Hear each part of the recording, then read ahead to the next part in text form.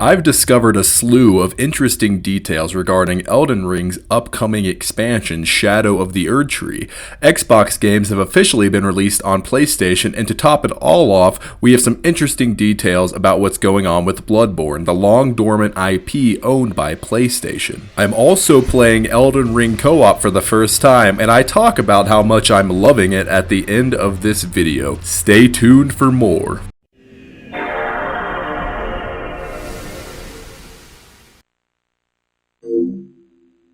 Hello friends, Haunton here, and welcome back to the DualShock Debrief, my weekly PlayStation analysis video where I analyze the general video game news of the week with a focus on Sony's PlayStation. This is Debrief number 5. Elden Ring's highly anticipated expansion, Shadow of the Erdtree, is inbound. Word came by way of FromSoftware, who released a gameplay trailer as well as a release date. The game will be released on Friday, June 21st, 2024 at a price point of $40 US. Here's a slew of official details about the expansion directly from FromSoftware. Elden Ring, winner of hundreds of accolades including the Game Awards Game of the Year and Golden Joystick Awards Ultimate Game of the Year, is bringing a new adventure to the Tarnished and the lands between.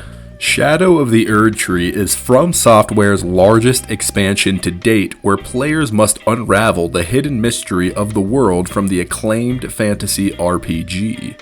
FromSoftware also released a handful of interesting details about the plot and story of the expansion, and they are as follows. Quote, "The Land of Shadow, a place obscured by the Erdtree, where the goddess Marika first set foot, a land purged in an unsung battle, set ablaze by Mesmer's flame. It was to this land that Miquella departed, divesting himself of his flesh, his strength, his lineage, of all things golden, and now Miquella awaits the return of his promised lord." Shadow of the Erdtree takes players beyond the lands between to explore the Land of Shadow, a completely new world from Elden Ring. Players can seamlessly travel back and forth between its vast maps, interspersed with diverse situations and meticulous dungeons where menacing enemies roam. End quote. Now personally here, fellas, I cannot wait for Elden Ring Shadow of the Erdtree. There's so many interesting things to pull from that trailer, especially the martial arts combat, which looks awesome, but nonetheless, I can't wait to play this. I think $40 is a great price point, and June 21st, while it's a little far away, serves as a pretty solid release date, and one that I personally cannot wait for, because let me tell you, I love me some Elden Ring, and I love me some FromSoftware. And that's not all we have for FromSoftware news items. In the PlayStation news items, we have a couple of interesting details about Bloodborne, but first we gotta talk about Xbox and the games that have recently come over to the PlayStation platform. PlayStation news item number 1. The floodgate is open. Xbox first-party published games have begun to make their way onto the PlayStation platform. Tango Gameworks' rhythm-driven action-adventure game Hi-Fi Rush, Rare's live service and highly acclaimed pirate game Sea of Thieves, and finally a duo of Obsidian's Reformation-era murder mystery Pentiment, as well as survival game Grounded, are now all available for purchase, download, and play via the PlayStation Store. While there's no more factual news to report other than this signals quite the paradigm shift for the console space indeed, and leaves many questions unanswered for the future of this arrangement. Will more Xbox games come to PlayStation and Switch? Is this just an experiment? Will PlayStation games come to Xbox? Only time will tell, but for now, that's the rub. Just those 4 games with not much of a roadmap for the future, and much pointless fervor and worry from games enthusiasts to boot. So I personally am definitely going to play Pentiment and hopefully get the Platinum Trophy depending on how difficult it is. But other than that, I'm not sure how much I'm going to dabble in these other kind of games. If I have some friends that want to play Sea of Thieves, I might do that. But I think this is a very interesting maneuver, and one that, if you were paying attention to the news cycle a few weeks ago, really indicates a lot of interesting changes for the way that Xbox is releasing their first-party games. And only time will tell how this is going to impact the future. I doubt that these will be day-and-date releases on the PlayStation consoles. But nonetheless, this is a pretty solid quartet if you will, of games. And I really think you can't go wrong here, no matter what you choose to play or no matter what your tastes are. There's kind of something for everyone here. And again, it's a little annoying how much chaos and fervor was games enthusiasts and influencers kind of produced during this time. It's kind of much ado about nothing in a lot of ways. So it'll be interesting to see how this changes in the future. But you don't have to worry, Xbox isn't going anywhere. The Xbox brand is still around, the platform is still there. They're just releasing games on different platforms much after, I guess their games initially come out. But only time will tell us to see how this strategy changes in the future.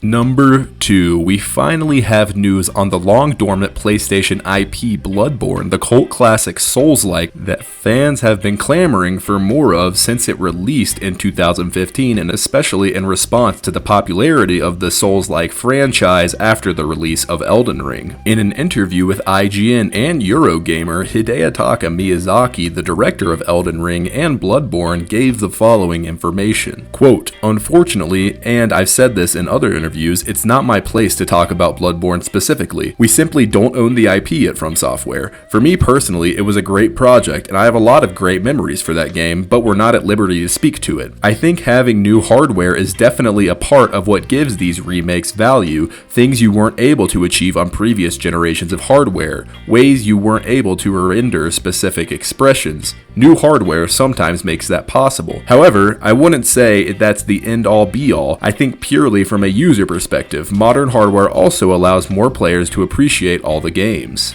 And so it ends up being a simple reason, but as a fellow player, I think that accessibility is important. I think that can be the driving force between bringing an old game to a new platform. End quote. In relation to the IP ownership rights that Miyazaki cites at the beginning of this quote, it's important to point out that FromSoftware recently purchased the IP ownership rights of Elden Ring back from Bandai Namco, who published the game when it was first released in February 2022. So now FromSoftware officially owns Elden Ring. In closing, it's important to point out that FromSoftware has had a long-standing relationship and history with Sony as well as the PlayStation platform. From has developed franchises such as King's Field and Armor Core for the PlayStation 1, and all in all, FromSoftware has developed 38 exclusive titles for the PlayStation throughout its lifetime. From also released Demon's Souls and the aforementioned Bloodborne, two Souls-like titles as console exclusives for the PlayStation 3 and PlayStation 4 respectively. So there you go, boys, there's some information about Bloodborne straight from the horse's mouth, and it's very interesting to note that Miyazaki mentions the word remake multiple times throughout this press release and throughout this interview. While we have no official indication as to whether or not a remake or a remaster is coming, it's safe to assume that this has to be happening, right? I think only time will tell here, but it seems that, from my perspective, FromSoftware would be pretty insane to leave the Bloodborne IP dormant for so long. And I think there's enough hype and clamor for a game like a Bloodborne 2 or a remaster or a remake to be successful in the current market, especially if it were to come from Bluepoint instead of FromSoftware, who successfully developed the Demon's Souls remake back in 2020. But let it be said here, if there was to be some sort of new Bloodborne content, your boy Hans would be in there like swimwear. And fellas, that is all we have for the PlayStation news items this week. As always, we're going to conclude this episode of the DualShock Debrief with what I've been playing. Oh, I'm out of fucking breath. I'll begin by saying that I've been playing Fallout New Vegas, and if you didn't know this, I've said this on the past couple of episodes, Fallout New Vegas is probably my favorite game ever made, and I love it. I just started the Old World Blues DLC, where you go to Big Mountain and you gotta deal with all the robots and shit. Really like Fallout New Vegas. I love it. It's my favorite game. It's excellent, and I want to say like every conceivable way, except for like barring a few strange performance issues and crashes, but other than that, I think it's like essentially a perfect video game. I love Fallout New Vegas. I love the Fallout IP. I don't really have anything else to say about Fallout New Vegas. If you ever want to talk about Fallout New Vegas, hit your boy up. And then finally, and most notably, I've been doing an Elden Ring co-op playthrough for the first time with one of my boys. Now, I'm doing this on the Xbox, and I did this via game sharing, which I don't know if you guys have ever messed around with game sharing on the Xbox, but that shit is crazy. I have access to... So my friend has purchased Red Dead Redemption 2, Star Wars Jedi Fallen Order, and I got him Elden Ring for Christmas, and I have access to all of those games now simply by exchanging like our account information. And I really don't know how this is. So this has been explained to me that the reason that game sharing is allowed in the first place is because it allows people in the same household to be able to access the same titles from throughout the entire house or something. I don't really know, but it can basically be a giant exploit, and you could even share Game Pass through game sharing too. And it's a very crazy software exploit, I guess, that you can take advantage of if your friend subscribes to Game Pass and owns a lot of games, that you can just totally take advantage of if they're willing to exchange their account information with you. It's a pretty wild thing, and we're able to play Elden Ring together at the same time, even though it's his game, and I don't own it at all, but we're playing his game together at the same time. It's a really weird software fluke, and I don't really know how it's allowed, but more people should really take advantage of it, because you can save not only money, but you could it's just a complete, you can get access to so many games if your friend has them. It's really crazy. But I'm playing Elden Ring co-op. I'm doing a faith strength build this time around, and we just got past Margit and Godric, and we are now in the Lakes of Liurnia. We're just kind of finishing up Limgrave, and we're just kind of going through a lot of Elden Ring together, and it's been really fun. And I'm getting ready for the DLC. I can't wait. We'll probably play that together too. But yeah, it's a fun game. I'm really enjoying it, and I love Elden Ring a lot. I think it's basically a perfect video game in every conceivable way, and I really just can't wait for this DLC because I think it's going to be excellent. But anyways, fellas, that is all I have for this week's episode of the DualShock Debrief. I hope you all enjoyed, and please stay tuned as I upload this video on a weekly basis. So if you like the video, please be sure to like and maybe even subscribe if you enjoy my content. But if you fucking hated the video, then just dislike it. It's all good, baby. Anyways, fellas, that's all I've got. This is Hansen with Ent Media, out.